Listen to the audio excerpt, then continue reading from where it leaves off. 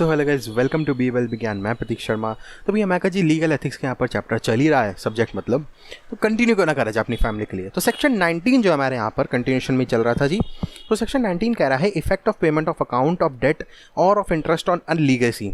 क्या है जी ये? कह रहा है this section provides that fresh period of limitation will be computed when a payment is made on account of the debt or of the interest on the legacy provided। क्या है?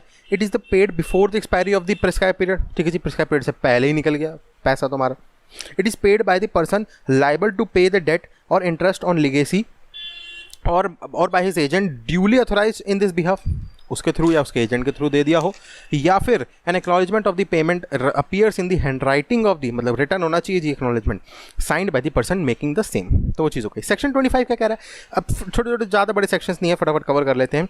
Acquisition of easement by prescription. क्या है जी ये? कह रहा है where the access and use of light, easement समझते हो ना, easement right, use of light, air and for any building have been peaceably enjoyed therewith as an easement as of a right without interruption and for 20 years, and where any way or water course or the use of any water or other easement has been peacefully and openly enjoyed by the person claiming without interruption and for 20 years। ठीक है जी, वही चीज़ हो गई। such right shall be absolute and indefeasible।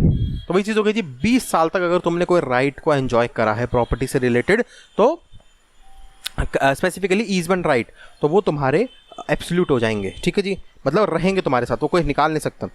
Each of the said period of 20 years shall be taken to be a period ending within 2 years next before the institution of the suit where the claim to be to which such period relates is contested.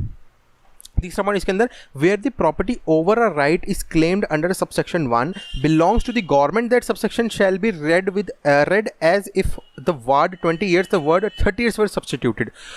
जो पीछे हमने पढ़ा, अगर वो property government की थी तो उस केस में 30 साल ये समय हो जाएगा। अगर तुमने 30 साल उस प्रॉपर्टी में रह लिए तो वो तुम्हारी हो गई जी। और अगर प्राइवेट प्रॉपर्टी है, नॉन गवर्नमेंट प्रॉपर्टी है, तो 20 साल का रूल है। तो वही जो फर्स्ट हमने पढ़ा हुआ है 20 वाला जो इतना बड़ा लंबा चौड़ा पड़ा था, उसके अंदर 30 कर दो अगर गवर्नमेंट का। तो इंग्रेडिएंट्स ऑफ सेक्शन 25 क्या है इसके इंग्रेडिएंट्स जी? Where any way or watercourse or any use of any water or any other easement has been peaceably और ओपनली एंजॉयड। ओपनली मतलब सबके सामने छुप छुप के घुस के यूज़ कर रहे हो। ठीक है जी। और by any person claiming title, जिसने यूज़ करा है वो, easement as of right without interruption for 20 या 30 years in the case of government, तो becomes absolute and indefeasible. Section 26 से कह रहे हैं जी, 25 तो हमने पढ़ लिया। 26 कह रहा है exclusion in favour of the reversioner of servient tenement. ये क्या होता है जी, देख लेते हैं। This section is an exception to the section 25 limitation act. जो पीछे पढ़ा था ना हमने ईजमेंट वाला, उसका एक्सेप्शन है ये। क्या कह रहा है? कह रहा है the benefit of the section can only be claimed in the case where the suit has been filed within 3 years next after the determination of the interest और टर्म एज द केस में भी। With in 3 years तुमने जो है यहाँ पर case डाल दिया। Where the easement has been enjoyed or derived by virtue of any interest for life or for under any grant, the period of such enjoyment of the easement will be excluded in the computing the period of the limitation, and the suit must be brought within 3 years after the determination of such after the determination of the same। तो जहाँ पर easement या enjoyed जो तुमने करा है, वो virtue of any interest for the life और फॉर कोई भी ऐसा इंटरेस्ट तुमने यहाँ पर दे दिया था लाइफ के लिए, या कोई ग्रांट कर दिया था तुमने, तो वो पीरियड ऑफ एंजॉयमेंट जो है उसको निकाल दिया जाएगा। तो वो 20 साल के समय के अंदर उसको नहीं गिना जाएगा, या 30 साल एज द केस में भी गवर्नमेंट का है या प्राइवेट है। सेक्शन 27 का कह रहा है extinguishment of right to property. क्या तुम्हारे को निकाला जा सकता है? देखते हैं जी। At the determination of the period hereby limited to any person for instituting a suit for possession of any property, his right to such property shall be extinguished। ठीक है जी। तो अगर कोई भी पीरियड ऑफ लिमिटेशन या limited है to an person for instituting a suit, तो वो निकाल दिया जाएगा तुम्हें। Possession of any property, his right to such property shall be extinguished. अगर कोई केस डालने का समय था कि तुमको अगर प्रॉपर्टी हड़पनी इन द सेंस कि लेनी है, तुम्हें अपनी वापसी किसी ने हड़पी हुई है, और तुम अगर नहीं उस पीरियड के अंदर केस डालते, तो तुम्हारा वो राइट जो है उस पर बात आ जाएगी, खतरा हो जाएगा। कि तुम वो प्रॉपर्टी वापसी ले पाओगे नहीं। So in general principle is that limitation act in personal actions bars only the remedy, does not extinguish the right. Generally इसके अंदर यही होता है, लेकिन यहाँ पर रेमेडी नहीं मिलेगी तो जो अफेक्टेड क्या होगा जी, तुम्हारा राइट इफेक्ट होगा, तुम्हें प्रॉपर्टी नहीं मिलेगी, फायदा क्या हुआ फिर। सेक्शन 27 का कह रहा है is an exception to this general principle, ये जो हम पढ़ रहे हैं। This section is confined to suits for possession only and does not apply as suit by mortgagee or by recovery of the money due to him and sale of the mortgage property। तो ये section property के matters के अंदर रहता है। Essentials of adverse possession क्या है जी, इसके essential देख लेते हैं। The defendant must be in actual possession, mere entries in the record of the defendant name are not sufficient। Proper possession में हो, ये नहीं कि आ रहा है जा रहा है, ऐसा कुछ ना हो property पे। The only thing to be considered in such case is whether the act of the possession which have been proved will legitimately show that the plaintiff had enjoyed such dominance over the property in the manner in which such dominance is normally exercised as to acquire title under this section। तो यहाँ पर तुम्हें ये दिखाना पड़ेगा जो defendant है, जो घुसा हुआ है प्रॉपर्टी के अंदर, टेक्निकली ये कह रहा है वो मेरी प्रॉपर्टी है, उसने प्रॉपरली उस प्रॉपर्टी में एंजॉय करा और रह कर, ये नहीं कि आ रहा है जा रहा है, ऐसा कुछ नहीं होना चाहिए। दूसरा point, the possession must be adequate in continuity in publicity and extend to show that the adverse on the owner. Publicly रहे वो, ये नहीं कि रात में रह रहा है, दिन में घुस के बैठा हुआ है घर के अंदर, लोगों को पता ही नहीं है जी किसका घर है ये, वो चीज़ों को।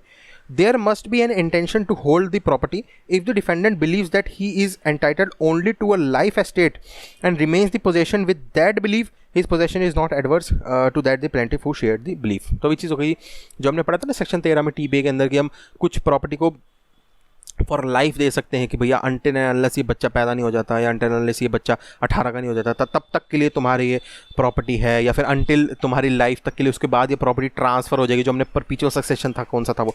तो ऐसा कुछ केस नहीं होना चाहिए इसके अंदर, ठीक है जी।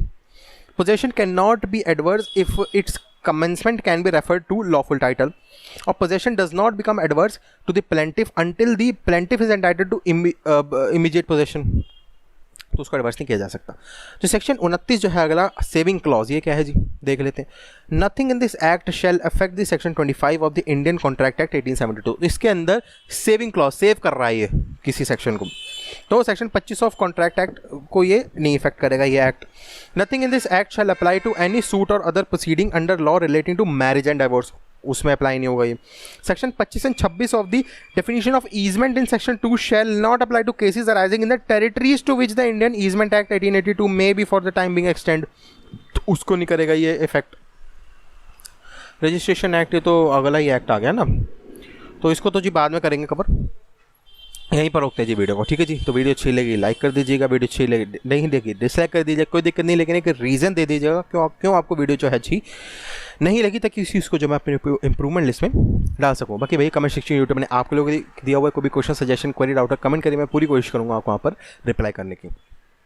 बाकी डिस्क्रिप्शन खोल के देख लिया करो, वहाँ पर मेरे इंपॉर्टेंट कॉन्टैक्ट्स के जो है लिंक दिए हुए हैं, जैसे कि इंस्टाग्राम का लिंक दिया हुआ है। मैं अपना यूज़र नेम जो है कॉल आउट दे देता हूँ, ANDRO_GUY, ये आप सर्च करेंगे, वहाँ पर आप इंस्टाग्राम पर आकर मेरे से डायरेक्टली टाइपिंग के थ्रू बातचीत कर सकते हैं, या फिर अगर आप मेरे से डायरेक्टली कॉल के थ्रू बातचीत करना चाहते हैं वो भी लाइव, तो उस केस में आपको एक ऐप इंस्टॉल करना पड़ेगा कॉल फॉर मी का, उसे आपको इंस्टॉल करो, मेरा नाम डाल दो वहाँ पर प्रतीक शर्मा सर्च कर लो बेसिकली, या फिर मेरे चैनल का नाम सर्च कर लो BBLL ज्ञान में आ जाऊँगा, वहाँ पर आप मेरे से डायरेक्टली लाइव जो है वो कॉल के थ्रू बातचीत कर सकते हैं। सब्सक्राइब अगर करो तो आपसे बढ़िया बंदा कोई नहीं, सब्सक्राइब नहीं करो तो कर लो, ऐसे इंपॉर्टेंट सब्जेक्ट्स और ऐसे इंपॉर्टेंट टॉपिक्स हो जाए तुम लोग कर दोगे क्या मिस। और सब्सक्राइब करने के बाद एक बेल आइकन होगा, क्लिक करके ऑल पे कर देना, बाय डिफॉल्ट वो पर्सनलाइज पे होता है, उसको क्लिक करके ऑल पे कर देना, ताकि सारी नोटिफिकेशन आपके पास पहुंच जाए जैसे मैं कोई भी जो है वीडियो अपलोड करता हूँ वैसे। चलो जी, थैंक फॉर टू BBLL ज्ञान, Prateek Sharma signing out, bye, take care and या कोरोना से बच के।